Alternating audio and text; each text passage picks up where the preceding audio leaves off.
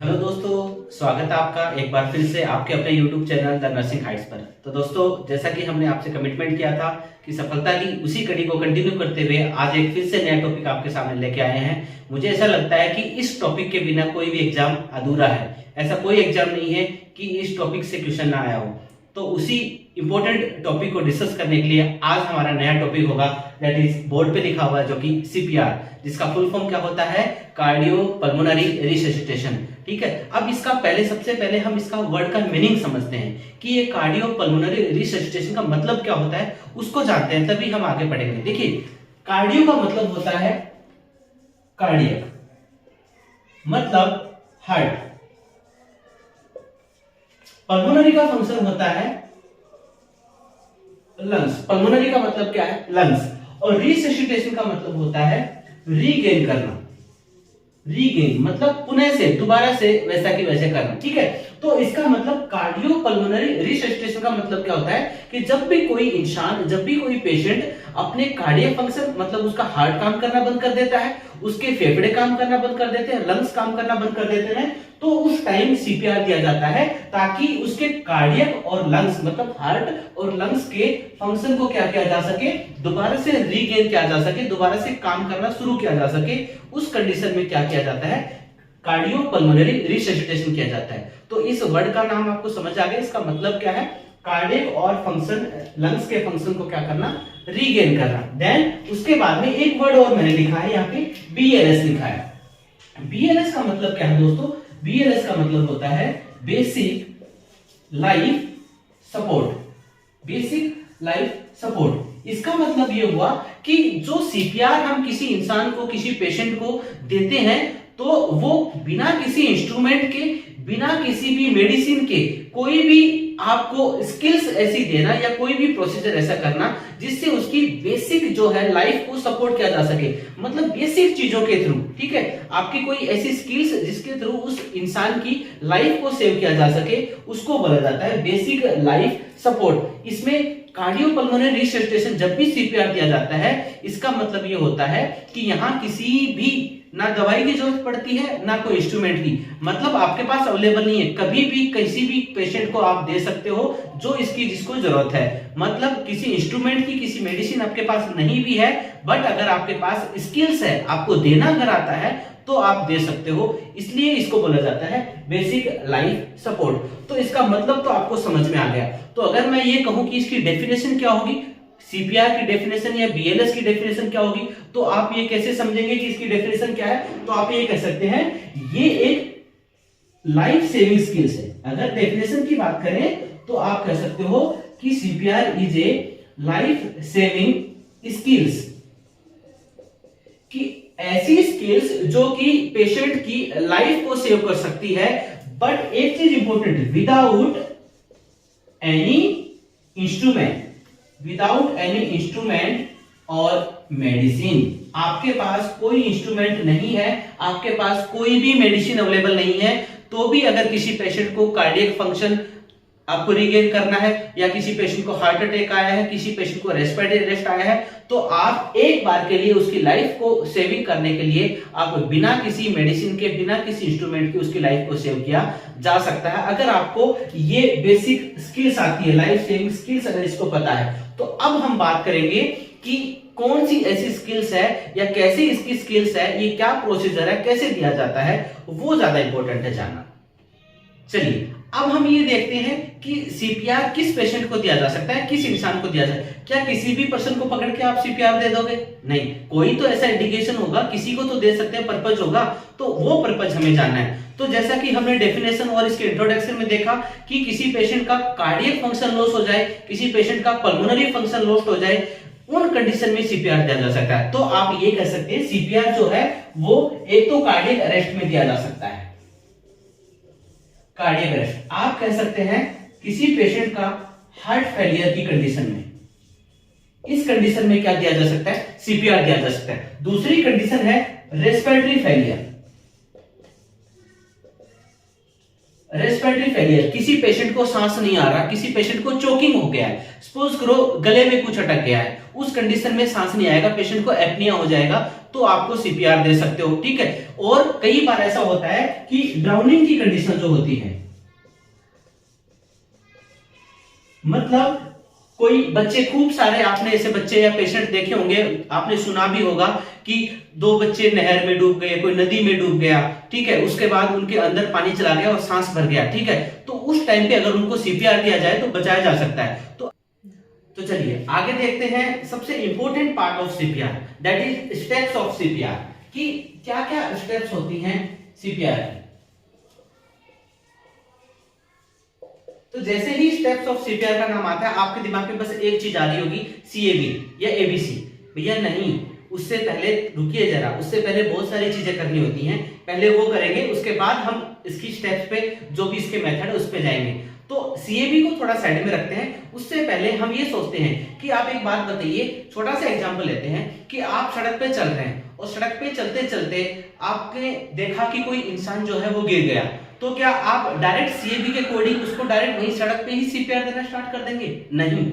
या चलिए आप सोचिए कि आप नदी में सफर कर रहे हैं, नाव में जा रहे हैं और नाव में कोई इंसान गिर गया, तो क्या बीचों बीच नदी के बीच उसको सीपीआर देना स्टार्ट कर देंगे? जी नहीं। तो क्या करना है, सबसे इंपॉर्टेंट स्टेप क्या है आपका, सबसे इंपॉर्टेंट स्टेप है बच्चों स्किन सेफ्टी।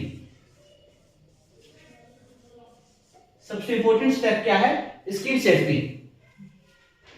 तो अब हमें जैसे ही सीन सेफ्टी किया, विक्टिम और रेस्क्यूर दोनों की सेफ्टी होगी, देन उसके बाद में आपको करना है सेकंड स्टेप फॉलो करना है, that is check the response. अब ये बात आती है कि रेस्पॉन्स कैसे चेक करें। सबसे पहले क्या करना चाहिए रेस्पॉन्स चेक करने के लिए, तो सबसे पहले आपको क्या करना है, उसकी शोल्डर टैपिंग करनी है, उसको पूछना है आर यू ओके, या फिर आप अपने तरीके से पूछ सकते हैं कि आप ठीक हैं, आपका क्या नाम है। यानी गांव में आप कर रहे हैं और आप गांव में ताऊ जी को आया, ताऊ जी को बोल रहे हैं आर यू ओके, तो वो ठीक नहीं है, ताऊ जी को तो हिंदी में बोलना पड़ेगा कि आप ठीक हैं, ठीक है। तो इस हिसाब से रेस्पॉन्स चेक करना है, अकॉर्डिंग टू वहां की लोकेलिटी के अकॉर्डिंग आपको रेस्पॉन्स चेक करना है। रेस्पॉन्स में आपको क्या करना पड़ेगा, रेस्पॉन्स में आपको चेक करना पड़ेगा आर यू ओके, ये क्वेश्चन डालना पड़ेगा आपको रेस्पॉन्स में, क्या आप ठीक हैं, या फिर आपका नाम क्या है, ये सारी चीजें आप बता सकते हो, ठीक है। जब अगर वो सुन रहा होगा तो ठीक है, नहीं सुन रहा होगा इसका मतलब अगर रेस्पॉन्स नहीं दिया, आपने क्या चेक किया, चेक द रेस्पॉन्स, सपोज करो उसने रेस्पॉन्स नहीं दिया,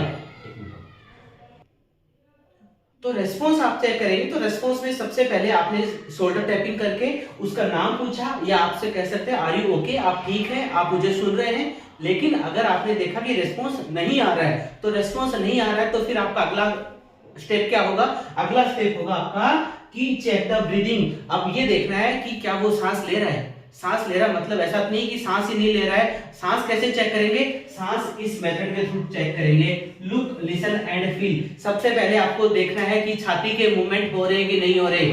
अगर नहीं हो रहे फिर आपको ये देखना है कि आपके नाक के उसके आगे लगा के देखना है कि कुछ एयर का कुछ आ रहा है कि नहीं आ रहा, एयर एक्सपिरेशन या एयर का जो भी है दिख रहा है कि नहीं आ रहा, या फिर आपको फील करना है, ठीक है। इस तरीके से आपको क्या करना है, उसका ब्रीदिंग पैटर्न चेक करना है। आपने ब्रीदिंग पैटर्न चेक किया, उसके बाद में थर्ड स्टेप आपका आता है चेक करने का, ये हम रेस्पॉन्स में ही कर रहे हैं, ठीक है बच्चों।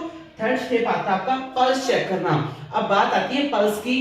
पल्स के ऊपर हमेशा क्वेश्चन पूछा जाता है कि किस एज ग्रुप में कौन सा पल्स चेक करते हैं, तो वो हमेशा याद रखना है, अभी हम डिस्कस करेंगे। तो पल्स के ऊपर कोई भी आप किसी भी साइड से पल्स चेक कर रहे हो, सबसे इंपॉर्टेंट चीज है कभी भी पल्स को मोर देन 10 सेकंड के बाद उसको चेक नहीं करना चाहिए, ओनली फॉर 10 सेकंड। अगर 10 सेकंड तक पल्स नहीं आ रहा है देन आप आगे जा सकते हैं। चलिए अब आपको करना है पल्स चेक। अब पल्स चेक करने के लिए अलग अलग एज ग्रुप में अलग अलग साइट्स होती है पल्स चेक करने की। इसके ऊपर एग्जाम में हमेशा क्वेश्चन आता है कि अगर किसी पेशेंट का आप पल्स चेक कर रहे हैं, अगर नाम नहीं दिया तो आपको, एज ग्रुप नहीं दिया तो आपको कंसीडर करना है एज ए अडल्ट। अगर डायरेक्टली क्वेश्चन में अडल्ट पुटअप किया हुआ है कि एक अडल्ट पेशेंट को सीपीआर दे रहे हैं, तो सबसे पहले आपकी पल्स चेक की साइट कौन सी होगी, तो आपका आंसर जाएगा क्या, that is carotid pulse. Adult patient में हमेशा कैरोटिड पल्स चेक किया जाता है, और कैरोटिड पल्स कहाँ होता है हमारा, इन फ्रंट ऑफ नेक। आप ये देख रहे हैं हमारे ट्रेकिया और एडम सेपल है, यहाँ के बिल्कुल इसके लेटरली जो होता है वो क्या होता है, कैरोटिड पल्स होता है। हमेशा 10 सेकंड तक ही चेक करना है, अगर 10 सेकंड तक नहीं आ रहा है तो आपको उससे ज्यादा टाइम वेस्ट नहीं करना है, ठीक है। देन बात करते हैं चिल्ड्रंस की। अगर चिल्ड्रन एज ग्रुप है तो उसमें पल्स चेकिंग का साइड क्या होगा, फर्स्ट ऑप्शन हमेशा चिल्ड्रन में फीमोरल पल्स जाएगा। देन अगर फीमोरल नहीं ऑप्शन में तो आप बच्चे में क्या कर सकते हैं, कैरोटिड पल्स भी चेक कर सकते हैं, इट्स ओके। एंड देन बात करते हैं इन्फेंट की। इन्फेंट एज ग्रुप में आपको हमेशा पल्स कहां चेक करनी है, ब्रेकियल पल्स चेक करनी है। हमने क्यों नहीं चेक किया, हमने कैरोटिड इन्फेंट में हमने क्यों चेक नहीं किया, क्योंकि आपको पता है इन्फेंट जो होते हैं, छोटे बच्चे होते हैं, उनकी फैटी नेक होती है, वहां पे कैरोटिड पल्स चेक करना थोड़ा सा डिफिकल्ट होता है, इसलिए सबसे अच्छी पल्स आ सकती है बच्चों की, वो कहां आएगी, ब्रेकियल पल्स है, ठीक है। तो ये आपको पल्स चेकिंग का साइट है, हमेशा इस चीज को नोट करना है। और अगला ऑप्शन, आपने पल्स चेक किया, अगला ऑप्शन आपका जाता है, नेक्स्ट स्टेप क्या जाएगी, कॉल फॉर हेल्प। जब सपोज करो पल्स नहीं आया, आपने देखा पल्स चेक किया अलग अलग साइड पे, if there is no pulse available then next step is the call for help. इसका मतलब आपको आवाज लगाना है, चिल्लाना है कि प्लीज समबडी हेल्प मी, कोई मेरी हेल्प कीजिए, आप एम्बुलेंस को फोन कीजिए, ठीक है। ये सब करके आपको क्या करना, भीड़ इकट्ठा करना, ये समझ सकते हो। तो अभी तक आपने देखा, सबसे पहले सीपीआर के बारे में देखा कि सीपीआर क्या है, कार्डियक पल्मोनरी फंक्शन को रिगेन करना। देन उसके बाद में आपने देखा कि स्टेप्स ऑफ सीपीआर क्या है। तो स्टेप्स ऑफ सीपीआर में सबसे पहली प्रायोरिटी आपने दी स्किन सेफ्टी की, कि विक्टिम और रेस्क्यूअर दोनों की सेफ्टी बहुत जरूरी है। उसके बाद आपने ब्रीदिंग चेक किया, ब्रीदिंग चेक करने के बाद में आपने देखा कि ब्रीदिंग नहीं है पेशेंट में। देन नेक्स्ट स्टेप आपने क्या किया, आपने पल्स चेक किया, और पल्स चेक करने के बाद भी आपने ये पाया कि अलग अलग साइड पे जो जो अकॉर्डिंग टू एज ग्रुप आपने पल्स चेक किया, लेकिन पल्स में भी आपने पाया कि पल्स एब्सेंट है। इसका मतलब आप रेस्पॉन्स की बात करें तो आपने ये पाया कुल मिला के कि पेशेंट का रेस्पॉन्स नील था। अब पेशेंट का कोई रिस्पॉन्स नहीं है। जब पेशेंट का कोई रिस्पॉन्स नहीं होता है देन जाके अब बात आती है हम क्या करेंगे, अगली स्टेप क्या है बच्चों, अगली स्टेप है दैट इज CAB, ठीक है। ये है नेक्स्ट स्टेप। इसका मतलब सबसे पहले हम लेते हैं फर्स्ट स्टेप को, दैट इज कंप्रेशन। ये क्या है बच्चों, कंप्रेशन। मतलब नो रिस्पॉन्स की कंडीशन में आपको तुरंत स्टार्ट का कंप्रेशन, ये स्टेप आएगी। कंप्रेशन आपको स्टार्ट कर देना है, लेकिन क्वेश्चन को आपको रीड करना है। अगर आपने क्वेश्चन में ये दिया हुआ है कि आपने सिंक सेफ्टी किया, आपने रेस्पॉन्स किया, नो रेस्पॉन्स आया, देन फर्स्ट स्टेप क्या आएगी। अगर रेस्पॉन्स कर लिया है और नो रेस्पॉन्स है देन फर्स्ट स्टेप क्या आएगी, स्टार्ट द कंप्रेशन। लेकिन आपको कुछ भी क्वेश्चन में नहीं दिया हुआ है और सीधा ये पूछा गया है कि सड़क पे एक पेशेंट गिर गया है, तो आपका पहली प्रायोरिटी क्या होगी, उस कंडीशन में आपकी पहली प्रायोरिटी होती है स्किन सेफ्टी। बस क्वेश्चन को आपको समझना है कि वो क्या पूछना चाह रहा है, इस चीज ये आपके लिए सबसे इंपॉर्टेंट है। तो बात करते हैं कंप्रेशन आपको स्टार्ट करना है, ठीक है। तो कंप्रेशन में से बहुत सारे क्वेश्चन आते हैं। सबसे पहले कंप्रेशन देने के लिए आपको फ्लैट सरफेस होना बहुत जरूरी है। ऐसे नहीं कोई जिगजैग कोई भी प्लेस है उस पे कंप्रेशन दे दिया, नीचे पत्थर पड़े हैं और आपने सीन सेफ्टी तो देख लिया, साइड में लिए। सीन सेफ्टी का मतलब ये नहीं होता कि आप सिर्फ सड़क से साइड में लिए, मतलब आपको कंप्रेशन अगर स्टार्ट करना है उस कंडीशन में आपको सरफेस कैसी चाहिए, बिल्कुल फ्लैट चाहिए ना। आप ये कि चलो गद्दे पे लेटा लेते अच्छे से होगा, नो, बेड पे नहीं लेटा सकते, गद्दे पे नहीं लेटा सकते, बिल्कुल फ्लैट सरफेस चाहिए। तो कंप्रेशन के लिए आपको पेशेंट को फ्लैट सरफेस होना बहुत ज्यादा जरूरी है। तो ये भी इंपॉर्टेंट बात होती है कि फ्लैट सरफेस होना बहुत जरूरी है। अब आपने फ्लैट सरफेस ले लिया और चेस्ट कंप्रेशन स्टार्ट करने, लेकिन आपको ये पता होना चाहिए कि चेस्ट कंप्रेशन का प्लेसमेंट कहां करोगे आप। तो अब बात आती है प्लेसमेंट की, कि आपको प्लेसमेंट कहां करना है और कैसे करना है। या तो आपको पता होगा ये बात हो कि हमेशा दोनों हाथ अडल्ट के लिए और चिल्ड्रन के लिए, समटाइम्स चिल्ड्रन के लिए सिंगल हैंड भी यूज किया जाता है, लेकिन अडल्ट के लिए use always as both hand, both hand हमेशा यूज किए जाते हैं। दूसरा मेथड अगर चिल्ड्रन में है तो चिल्ड्रन में हम क्या करते हैं, सिंगल हैंड भी यूज कर सकते हैं। लेकिन जहां इन्फेंट की बात आती है, नियोनेट की बात आती है, वो दूसरा मेथड होता है जिसको टू थंब मेथड या टू फिंगर मेथड बोलते हैं। वो अलग अलग एज ग्रुप के हिसाब से इसको दिया जाता है। चलिए हम बात करते हैं अडल्ट की। अडल्ट में क्या करते हैं, फ्लैट सरफेस पे लेने के बाद आपको क्या करना है, प्लेसमेंट करना है, ठीक है। प्लेसमेंट में आपको क्या करना है, तो जिफॉइड प्रोसेस तो आपने देख लिया कि स्टर्नम की जिफॉइड प्रोसेस, जहां पे स्टर्नम खत्म होता है वहां पे आपको हैंड का प्लेसमेंट करना है। अब आपको हैंड का प्लेसमेंट करना चाहिए। हमेशा हैंड का प्लेसमेंट, हैंड दोनों हाथ यूज करते हैं, बिल्कुल स्ट्रेट हैंड होने चाहिए आपके, राइट। अब स्ट्रेट हैंड में हमेशा ध्यान रखना है, पहली चीज तो ये हाथ नेवर बेंड, कभी भी बीच में से बेंड, मतलब आप जब सीपीआर दे रहे तो यू सीपीआर नहीं देना है, ये सीपीआर का तरीका बिल्कुल गलत है। तो प्रेशर कहां से पड़ना चाहिए, प्रेशर आपके शोल्डर से, आपकी बॉडी से प्रेशर पड़ना चाहिए, लाइक दिस। ये होता है सीपीआर देने का सही तरीका, समझ रहे हो? होप सो आपको समझ आया होगा। तो प्लेसमेंट का आपको पता चल गया, G4 प्रोसेस के ऊपर प्लेसमेंट करना है, कैसे हैंड प्लेसमेंट करना है, दोनों हाथों को यूज करना है, प्रेशर कहां से लगाना है, प्रेशर शोल्डर से लगाना है, अपनी बॉडी का प्रेशर लगाना है ना कि एल्बो को। एल्बो को कभी भी बेंड नहीं करना है, ठीक है। इतना चीज समझ आ गया। आगे बढ़ते हैं कि आपने कंप्रेशन स्टार्ट तो कर दिया, प्लेसमेंट पता चल गया, लेकिन आपने सारी चीजें ठीक है, लेकिन देना कितना है, मतलब आप ये कह सकते हो अडल्ट में कितना कंप्रेशन वेंटिलेशन देना है और चिल्ड्रन में कितना देना है। ये दोनों चीजों का एग्जाम में हमेशा क्वेश्चन पूछा जाता है कि compression ventilation ratio, that is compression ventilation ratio. तो हमेशा ध्यान रखना, अडल्ट का कंप्रेशन वेंटिलेशन रेशियो चाहे सिंगल रेस्क्योर हो, मतलब सीपीआर देने वाला चाहे सिंगल आदमी हो, चाहे 2 आदमी सीपीआर देने वाले हो, हमेशा क्या रहेगा बच्चों, 30:2 का रहता है। हमेशा एग्जाम में क्वेश्चन पूछा जाने वाला है, ठीक है। इवन 1 और 2 रेस्क्योर, इस चीज का ध्यान रखना है। अगर बात आती है कि चिल्ड्रंस की, कि चिल्ड्रंस में कितना देना है, अगर सिंगल रेस्क्योर है, मान लो एक आदमी है जो कि सीपीआर देने वाला है, सिंगल रेस्क्योर की कंडीशन में आपको कितना रखना है, 30:2 रखना है। लेकिन अगर डबल है, 2 रेस्क्योर है, तो 2 रेस्क्योर की कंडीशन में आपको 15:2 का रेशियो रखना है। लेकिन कई बार क्या होता है, इन्फेंट का क्वेश्चन आ जाता है कि इन्फेंट में कंप्रेशन वेंटिलेशन रेशियो क्या होगा, तो हमारा यहाँ पे बिल्कुल ही चेंज हो जाएगा बच्चों। और अगर मैं बात करूं तीसरा और इंपॉर्टेंट क्वेश्चन इन्फेंट में अगर पूछा जाता है, तो उसका सही आंसर होगा, क्या होगा, 3:1। मतलब 3:1 का मतलब क्या, 3 कंप्रेशन एंड 1 वेंटिलेशन। तो ये होता है कंप्रेशन वेंटिलेशन रेशियो, जो कि कंप्रेशन के अंदर आता है। तो हमारा कंप्रेशन वाला पार्ट आपको समझ आ गया होगा।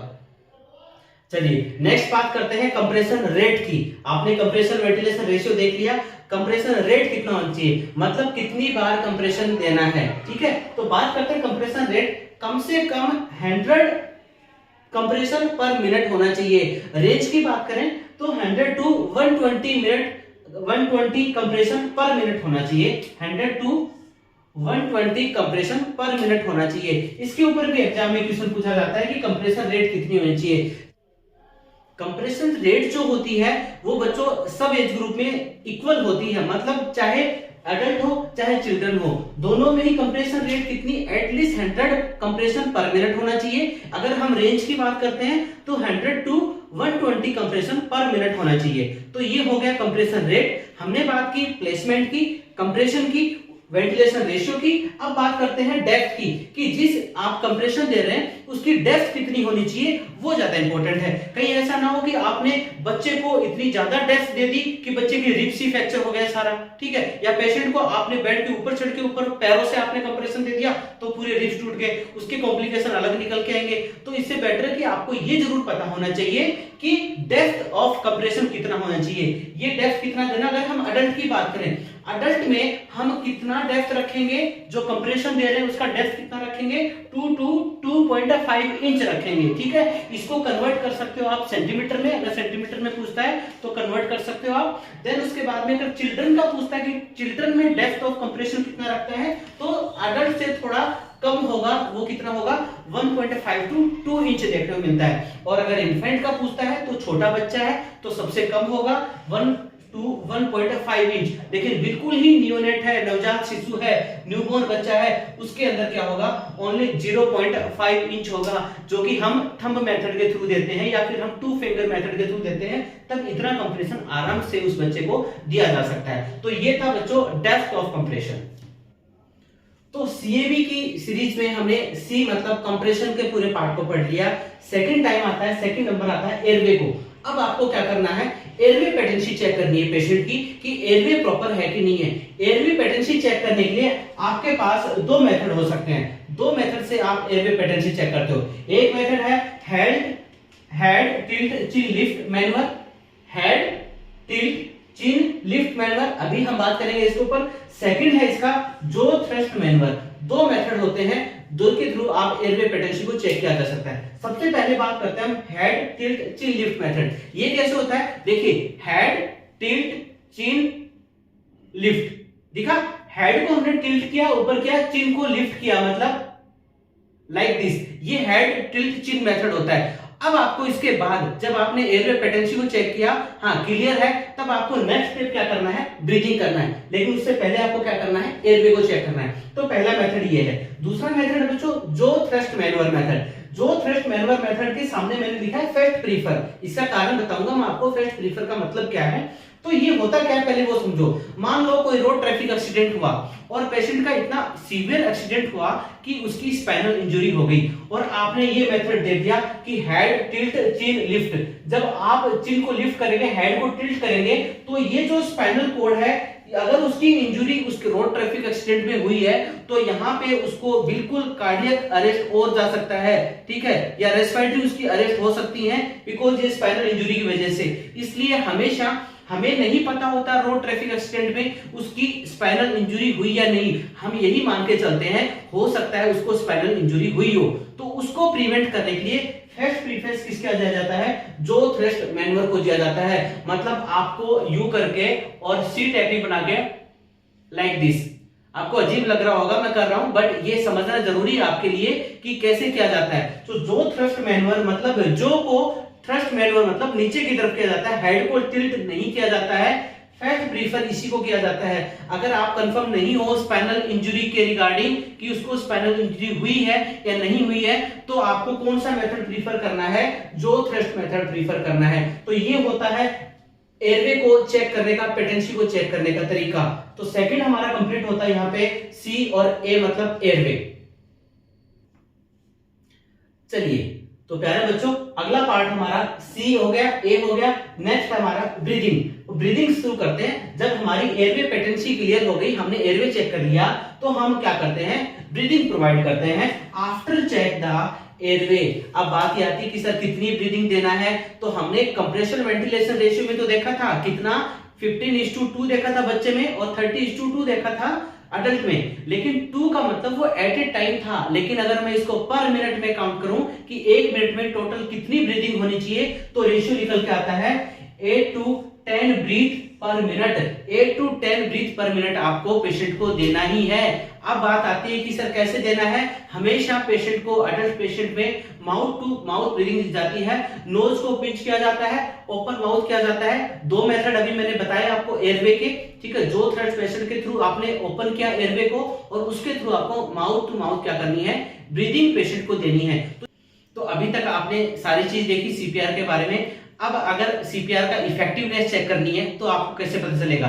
अब आपने खूब अच्छे से सीपीआर एक पेशेंट को दे दिया, लेकिन अब दो ही ऑप्शन हो सकते हैं। या तो आपकी इफेक्टिव सीपीआर से पेशेंट के कार्डियक और पल्मोनरी फंक्शन रिगेन हो जाएंगे, मतलब पेशेंट के वापस से वाइटल्स आना स्टार्ट हो जाएंगे, या फिर ये होगा कि पेशेंट आपका अभी भी सर्वाइव नहीं कर रहा है। इसका मतलब ये होता है कि आपको 5 साइकिल ओनली कंप्लीट करना है। अगर आपने 5 साइकिल कंप्लीट कर लिया सीपीआर का, उसके बाद भी पेशेंट का कोई रिस्पॉन्स नहीं आ रहा है, तो डॉक्टर्स का ऑर्डर आता है, और उस ऑर्डर का नाम है बच्चों डीएनआर। ये एग्जाम में क्वेश्चन आया हुआ है कि डीएनआर कितने टाइम के बाद डॉक्टर बोल देता है। तो after 5 cycles of completion of CPR, CPR के 5 साइकिल होने के बाद में डॉक्टर्स ऑर्डर देता है डीएनआर। इसका मतलब डू नॉट रिससिटेट, मतलब अब आपको पेशेंट को सीपीआर नहीं करना है, ठीक है। अब बात करते हैं, मैंने एक चीज लिखी है गोल्डन टाइम ऑफ ब्रेन, ठीक है। इसका मतलब ये है कि अगर कोई पेशेंट अगर चलता चलता अगर उसको कार्डियक अरेस्ट आ गया, हार्ट फेलियर हो गया, रेस्पिरेटरी अरेस्ट आ गया, तो आपको विद इन 4 मिनट्स के अंदर सीपीआर स्टार्ट कर देना है। अगर आपने 4 मिनट्स के अंदर सीपीआर स्टार्ट नहीं किया तो ब्रेन जो है 4 मिनट्स के बाद क्या हो जाएगा बच्चों, डेड हो जाएगा, ठीक है। मतलब ब्रेन की जो सेल्स हैं, उसके टिश्यूज हैं, वो डिस्ट्रॉय होना शुरू हो जाते हैं, डैमेज होना शुरू हो जाते हैं। उसके बाद सीपीआर का कोई मतलब नहीं रह जाता है। तो ये चीज थी सीपीआर के बारे में। चलिए अब आपको थोड़ा सा हटके एक और इंपॉर्टेंट चीज बताना चाहता हूं। आपने कई बार सुना होगा बीएलएस और ये सीपीआर तो आपने सुना होगा, लेकिन एक और वर्ड होता है, एक और चीज होती है, वो होता है एसीएलएस। वो क्या होता है? देखो हमने बीएलएस पढ़ा तो हमने एक चीज स्टार्टिंग में देखी थी कि बीएलएस या जो सीपीआर होता है वो विदाउट एनी इंस्ट्रूमेंट या एनी मेडिसिन के दिया जा सकता है, मतलब स्किल बेस्ड दिया जा सकता है। जिसको सीपीआर देना आता है वो दे सकता है, उस पर किसी मेडिसिन या ट्रीटमेंट या किसी भी इंस्ट्रूमेंट की जरूरत नहीं पड़ती। लेकिन एसीएलएस जो होता है, एसीएलएस कहां पे पाया जाता है? ये हॉस्पिटल सेटिंग्स में पाया जाता है। या फिर आपने एक ऑप्शन स्टेप्स में पढ़ा था कॉल फॉर एम्बुलेंस, अगर आपके पास एम्बुलेंस आई तो एम्बुलेंस लेके आएगी, उसके अंदर एसीएलएस होता है, जिसका मतलब होता है क्या? एडवांस कार्डियक लाइफ सपोर्ट, मतलब cardiac monitor, defibrillator, AD machine, ये सारे अगर किसी के पास होते हैं तब जाके बनता है एसीएलएस, मतलब एडवांस कार्डियक लाइफ सपोर्ट, जिसमें मेडिसिन का यूज होता है और जिसमें इंस्ट्रूमेंट का यूज होता है, उसको बोला जाता है एसीएलएस। तो ये फर्क होता है मेन बीएलएस एंड एसीएलएस में। तो आई होप सो आपको हमारा टॉपिक आज का पसंद आया होगा। जो जो इंपॉर्टेंट क्वेश्चन इस टॉपिक में बने थे वो हमने सारे आपके साथ डिस्कस किए, और अब आपको ये टॉपिक पढ़ने के बाद अपने से कुछ क्वेश्चन सोल्व करने हैं सीपीआर के ऊपर, बीएलएस के ऊपर, किस वे में किस तरीके से क्वेश्चन बन सकते हैं, वो सारे क्वेश्चन आज जाके सोल्व करना।